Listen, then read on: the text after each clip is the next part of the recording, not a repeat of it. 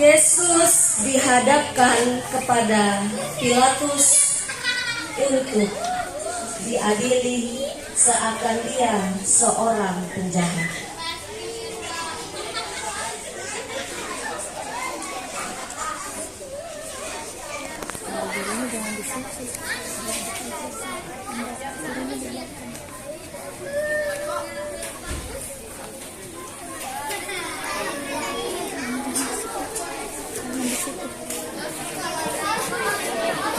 Jalur pindah sana.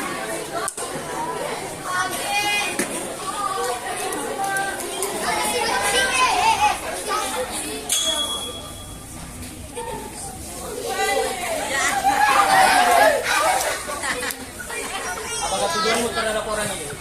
Dia sangat jahat, makanya kami membawa dia kepada dia mengaku dirinya seorang raja. Pilatus masuk dan berbicara kepada Yesus. Benarkah engkau ini raja orang Yahudi? Kau sendiri yang mengatakannya. Pilatus kemudian keluar dan mendapati orang banyak itu, berkata, Aku tidak mendapati kesalahan apapun padanya. Dia telah menghasut rakyat dengan ajaran sesatnya di seluruh daerah Yudea. Dia juga menyuruh kami merobohkan Betala dan akan membangunnya dalam 3 hari. Pilatus diperhadapkan kepada situasi yang sulit. Ia memerintahkan supaya Yesus dibawa menghadap Herodes. Mereka pun membawa Yesus kepada Herodes, namun ia juga tidak menemukan kesalahan. Bukankah semakin jelas bahwa memang ia tidak bersalah? Mengapa kalian masih saja menuduhnya sebagai penjahat? Engkau bebaskan dia, kau bukan sahabat kaisar. Siapa orang yang mengatakan dirinya raja, orang itu bukan kaisar. Haruskah aku menyalibkan rajamu ini? Dia bukan raja kami adalah kaisar. Di penjara ada seorang penjahat bernama Barabas. Haruskah hukum dia dan kubebaskan Yesus bagimu? Bebas darahnya dituangkan atas kami dan keturunan kami. Melihat hal itu, semakin keraslah mereka berteriak, Salibkan dia! Salibkan dia!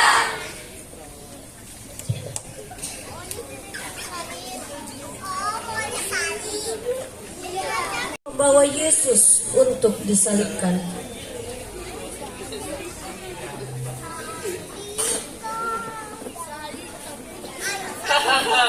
Ayo, mana ada raja berteriak kesakitan?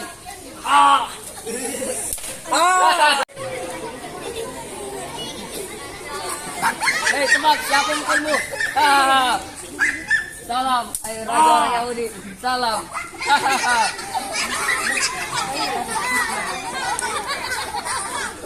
Salib berat diterimanya.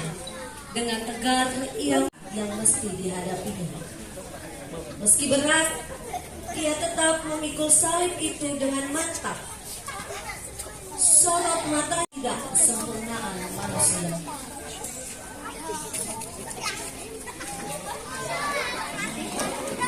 Ayo jalan, ayo cepat.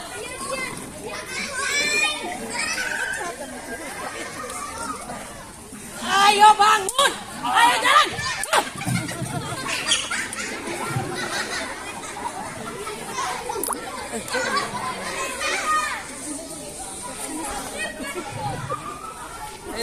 Minggir, buka jalan. Minggir, buka jalan. Awas. Iya. Perjalanan menuju Golgota semakin lama semakin jauh meninggalkan Golgota.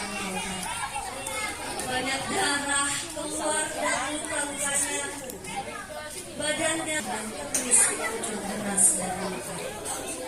Beban begitu berat. Beban salib sangat berat dan masih diperberat lagi dengan derita batu karena ditegangkan oleh pemerintah. Ditolak oleh bangsanya dan dijatuhi hukuman mati, kendati tak bersalah. Dia jatuh dengan keras di jalan berbatu karena berbenturan dengan batu-batu. Yesus sangat letih dan lemah. Padahal tempat yang dituju masih jauh.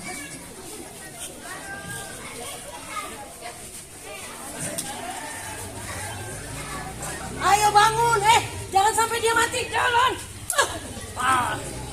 Bangun. Maka para serdadu menahan orang yang bernama Simon dari Kirene, yang baru datang dari kota, lalu diletakkannya kayu salib Yesus di atas bahunya, supaya dipikulnya sambil mengikut Yesus. Hei kamu, kemari bantu dia. Kapitan, Ayo cepat. lihat aku bantu, tapi aku tidak mau menanggung selebihnya karena aku tidak bersalah.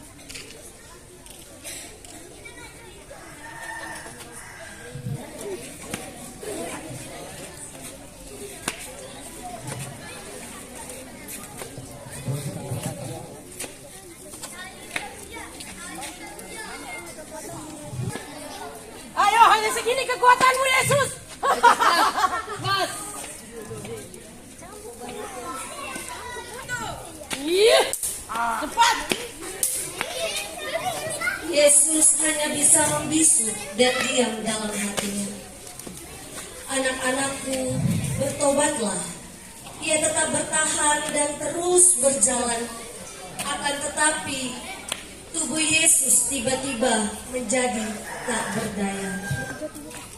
Ia jatuh lagi menimpa batu-batu terjal dan tertimpa kayu salib yang sangat berat itu. Tak kala Yesus menapaki jalan salibnya menuju puncak Golgota, banyak orang yang mengikuti dia. Di antaranya banyak perempuan yang menangisi dan meratapi dia. Yesus berpaling kepada mereka. Janganlah menangisi aku, tangisilah dirimu sendiri dan anak-anakmu.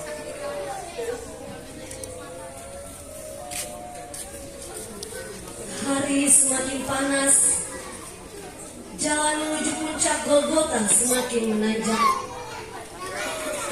Tubuh Yesus yang semakin lemah tidak mampu menahan beban salib yang berat. Jalan. Untuk ketiga kalinya Yesus jatuh. Tubuhnya terbanting di tanah yang berbatu-batu. Darah kembali mengucur dari luka-lukanya. Dengan sisa tenaganya, Yesus berusaha bangun. Yesus mau menyelesaikan perjalanannya sampai ke puncak Golgota. Namun, tanpa belas kasih, para serdadu terus mencambuk dan memaksanya berjalan. Lama betul. Jalan.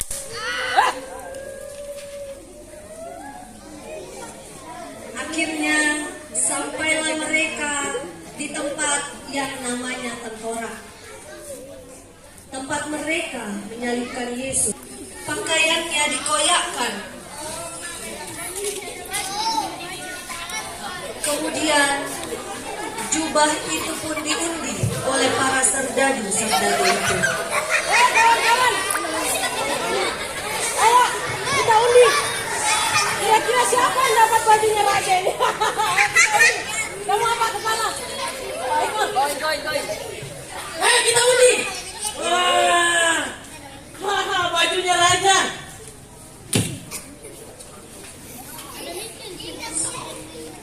Setelah itu, para serdadu mencampakkan Yesus ke tanah, menarik tangannya dan memakunya dengan paku besi di kayu salib. Demikian juga dengan kedua kakinya dipaku tanpa belas kasihan. Jeritan Yesus tidaklah menyurutkan kesadisan para serdadu itu. Setelah itu, mereka menaikkan salib itu dan membiarkan Yesus tertancap dengan paku di salib. Di atas kayu salib, Yesus berdoa bagi mereka.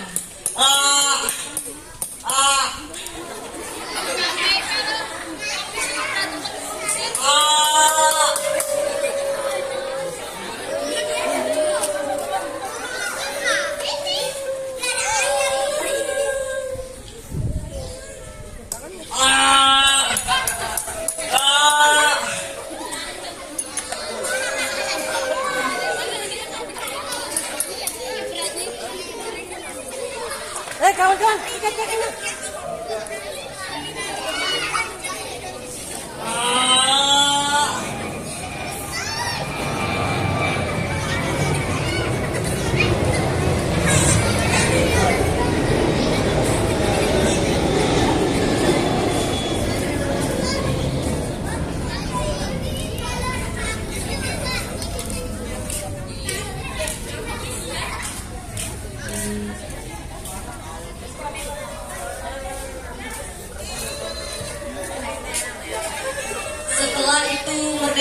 menaikkan salib itu dan membiarkan Yesus tertancap dengan paku di salib itu.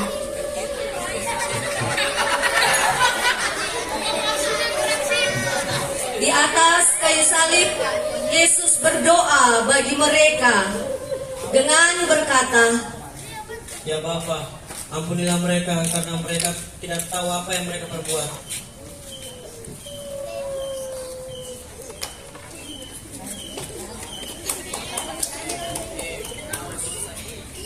Selamatkan dirimu jika engkau seorang Mesias.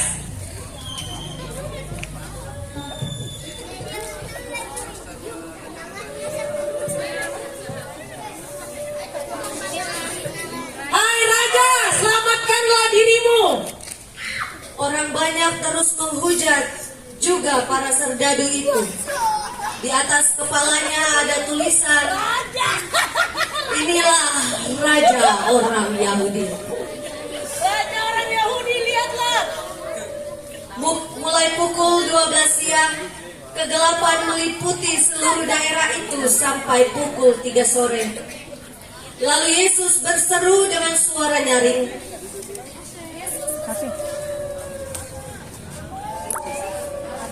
Ya Bapa, janganku, ke dalam mengapa engkau meninggalkan aku? Kemudian Yesus berkata, Aku haus. lalu serdadu itu mencucukkan bunga karang yang telah dicelupkan dalam anggur asam. Kemudian menghunjukkannya ke dalam mulut Yesus. Sesudah Yesus meminum anggur asam itu, berkatalah ia, Ya aku, ke dalam tanganmu kuserahkan jiwaku. Kepala pasukan dan prajurit-prajurit yang menjaga Yesus menjadi sangat takut menyaksikan wafat Yesus secara demikian. Kemudian mereka berkata, Sungguh, orang ini adalah anak Allah. Dia sungguh anak Allah.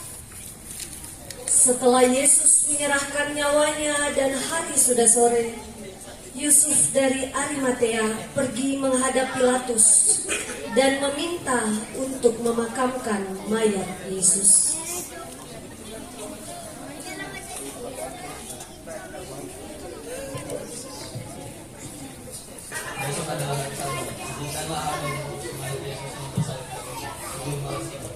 Pergilah Yusuf.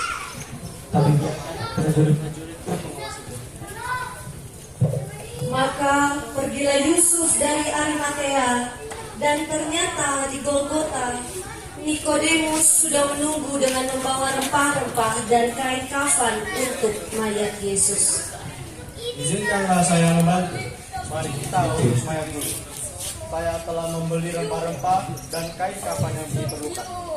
Marilah bagi Nikodemus, saya akan bertanya. Maka mereka pun menurunkan mayat Yesus dari kayu salib, disaksikan oleh para prajurit dan beberapa perempuan, termasuk Maria, ibu Yesus.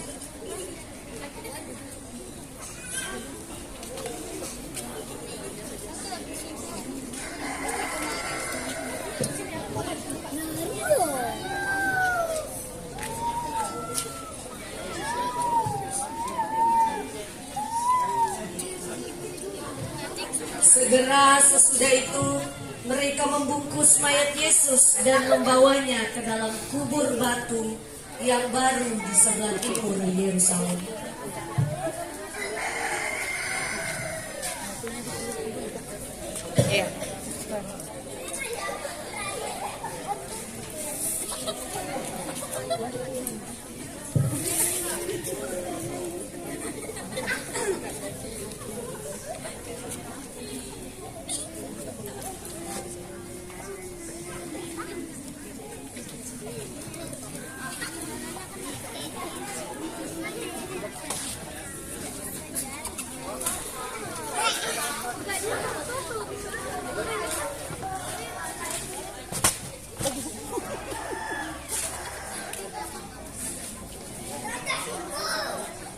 Setelah mayat Yesus dikuburkan bersama dengan para prajurit mereka menggulingkan batu besar sebagai penutup kubur.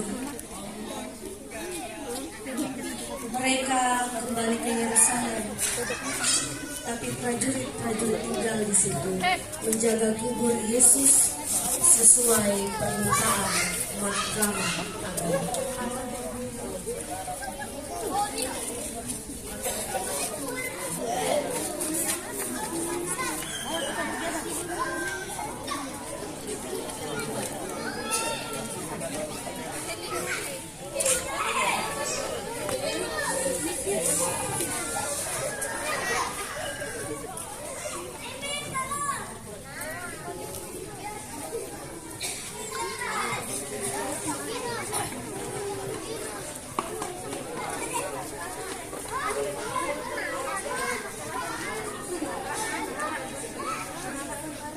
Dengan Yesus, dia dikubur karena sudah mati. Penderitaannya seperti apa yang dia alami oleh Yesus? Dia disalib, dia dicambuk, dia dihina, dia diolok-olok, tapi dia disiksa. Tapi Yesus melawan atau tidak? Itu menunjukkan bahwa Yesus adalah Raja yang sejati. Dia rela mengorbankan dirinya untuk apa adik-adik? Menebus dosa kita manusia. Apakah kita mau menyelipkan Yesus untuk kedua kalinya? Lalu bagaimana caranya supaya kita tidak menyelipkan Yesus untuk kedua kalinya? Kita harus menjadi anak yang dengar-dengaran. Kita tadi sudah mendengar bahwa Yesus disalib karena dosa siapa? Dosa kita. Jadi kalau kita melakukan dosa lagi, melakukan hal-hal yang tidak diinginkan oleh Tuhan, sama saja itu berarti kita menyalibkan Yesus. Anak-anak di sini mau menyalibkan Yesus lagi? Sungguh Yesus sangat menderita adik-adik ya. Bayangkan ketika dia masuk di Yerusalem, orang-orang berteriak, Hosana, Hosana. Tetapi tadi ketika Yesus berada di Mahkamah Agama, orang berteriak apa? Salibkan dia, salibkan dia. Betapa sedihnya hati Tuhan Yesus. Tetapi dia tetap melanjutkan proses itu karena dia sangat mengasihi, mencintai kita anak-anaknya. Jadi apa yang harus kita lakukan sebagai anak-anak Tuhan sebagai bukti bahwa kita mencintai Yesus? Apa yang harus kita lakukan adik-adik? Berdoa. Terus apa lagi? Sebagai bukti bahwa kita cinta Tuhan Yesus, kita tidak mau menyalibkan dia lagi, beribadah. Apa lagi yang kita lakukan? Baca Alkitab, bagus. Terus di rumah, yang kita lakukan kepada orang tua?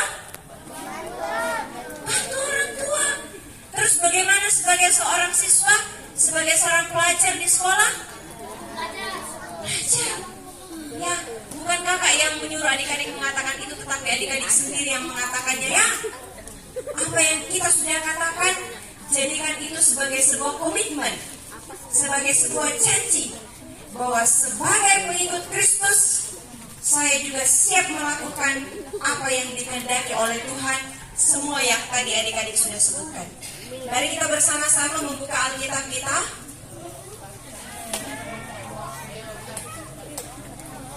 Dari kitab Injil Tuhan, Markus pasalnya yang ke-16.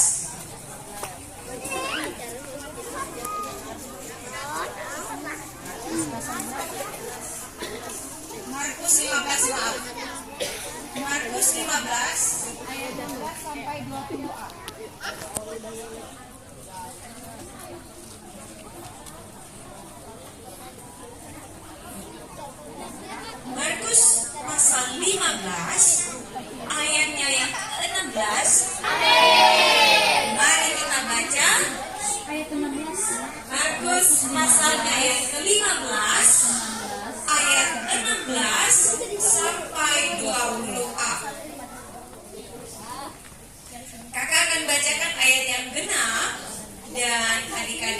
sudah mendapatkan bagian firman Tuhan ini membacakan ayat yang ganjil? Sudah?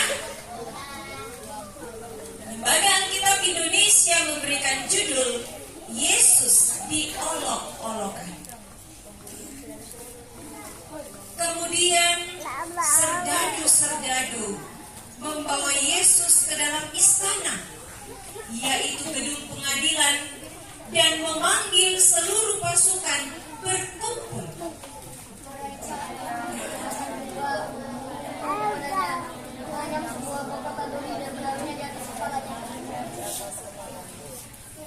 Kemudian mereka mulai memberi hormat kepadanya, katanya, "Salam hai orang Yahudi."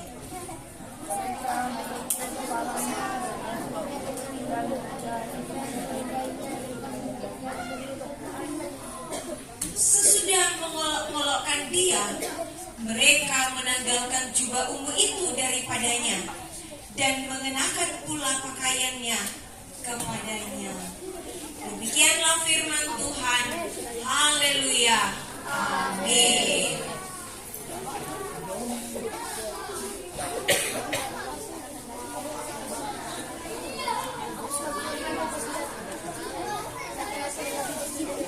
Oke, kita sudah mendengarkan dan menyaksikan drama hari ini, dan sekarang tiba saatnya kita akan memberikan tanda ungkapan syukur kita melalui persembahan. Semuanya bawa persembahan? Iya, sambil persembahan kita jalankan. Kita nyanyikan bersyukur kepada Tuhan.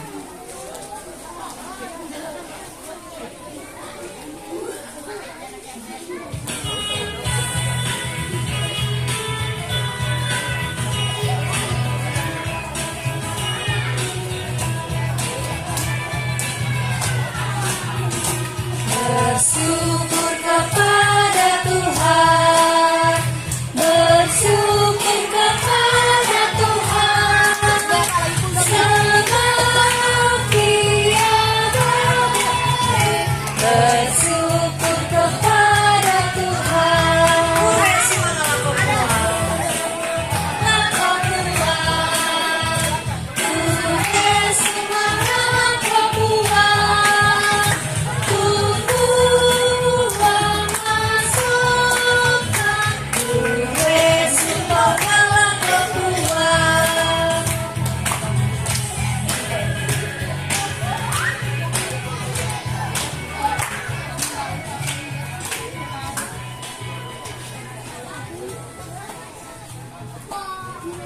mainkan lagi kakak Novanto, kita ulang dari ayat yang pertama.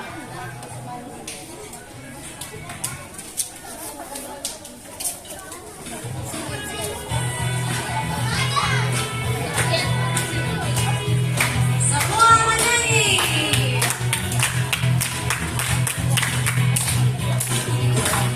Bersyukur kepada Tuhan. Jangan buka baju dulu. Jangan buka baju. Di dalam doa syafaat, bagaimana sikap kita kalau mau berdoa? Kita mau berbicara dengan Tuhan melalui doa kita. Mari kita bersikap sikap yang benar, menunjukkan bahwa kita adalah anak-anak Tuhan yang selalu setia dan dengar-dengaran kepada Tuhan. Mari berdoa. Dengan penuh kerendahan hati, kami memuji dan memuliakan Engkau Tuhan. Kau sungguh luar biasa di dalam kehidupan kami.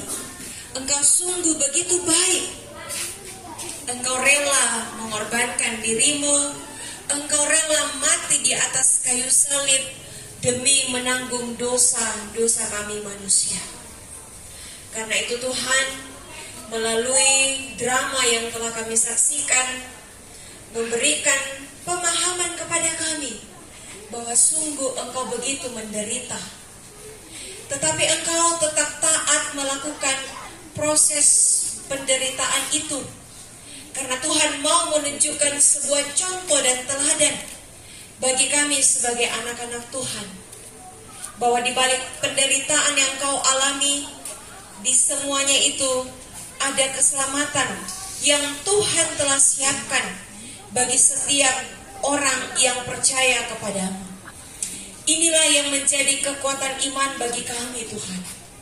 Dalam kehidupan kami juga sebagai anak-anak-Mu, kadangkala kami melakukan banyak perbuatan kami, banyak tutur kata kami, pikiran kami yang tidak sesuai dengan kehendak Tuhan. Pada hari ini, makanan kami yang secukupnya. Jangan ampunilah kami akan kesalahan kami, seperti kami juga mengampuni orang yang bersalah kepada kami. Dan janganlah membawa kami ke dalam pencobaan, tetapi lepaskanlah kami daripada yang jahat. Karena Engkaulah yang mempunyai kerajaan dan kuasa dan kemuliaan sampai selama-lamanya. Amin. Oke, terima kasih Kakak Arta, terima kasih semua yang membantu dalam drama, bahkan semuanya yang datang pada sore